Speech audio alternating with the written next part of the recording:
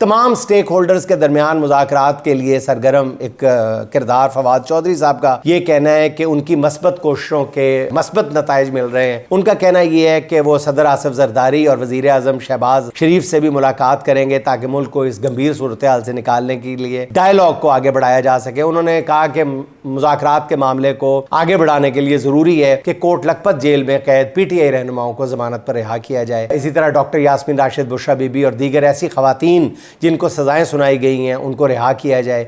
मेरे ख्याल में फवाद चौधरी की यह तजवीज़ बहुत ही माकूल है कि CBMs के तौर पर बोगस मुकदमात में कैद काटने वाले रहनुमाओं को अदालत के जरिए ज़मानत पर रिहा कराया जाए। ये मुज़ाकरात के हवाले से नाज़रीन मेरी दानिस्त में एक बेहतरीन काविश होगी। इस बारे में PTI के कारकुनों को भी संजीदगी का मुजाहरा करना चाहिए। खुदा के लिए मुँह खोलते हुए, मुँह फाड़ के या सोशल मीडिया पर पोस्ट करते हुए हर किसी को कॉम्प्रोमाइज्ड, हर किसी को एजेंट, हर किसी को 2 नंबर और पता नहीं क्या क्या, ये अलकाब देना बंद कर दें या गद्दारी के इल्ज़ाम देना मुनासिब नहीं है।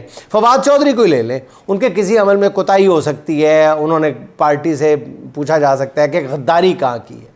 एक बात ज़हन में रखें कि जो अजीमत ख़ुद इमरान खान ने दिखाई है, अगर उस तराजू में किसी भी PTI के लीडर को फवाद चौधरी समेत किसी को भी तोला जाए तो फिर तो हर कोई हल्का नज़र आए। इमरान खान ने तो जो जुर्रत दिखाई है वो तारीख़ इंसानी में कम लोगों के हिस्से में आई है। इसलिए मेरा ख्याल है कि ये जो मुज़ाकरात की कोशिश और काविश है, ये जहाँ से भी हो नाज़रीन, जितने दरवाजे भी खोले जाएं, जितनी खिड़कियां भी खोल ली जाएं, वो कम है। किसी पर फौरी तौर पर फतवेबाजी ना की जाए और किसी के इखलास को नापने तोलने के लिए फौरी तौर पर तराजू भी हाथ में ना पकड़ा जाए। जो भी नाम लेता है मुज़ाकरात का, मामलात को बेहतर करने का, उसकी बात पे कान ज़रूर धरने चाहिए।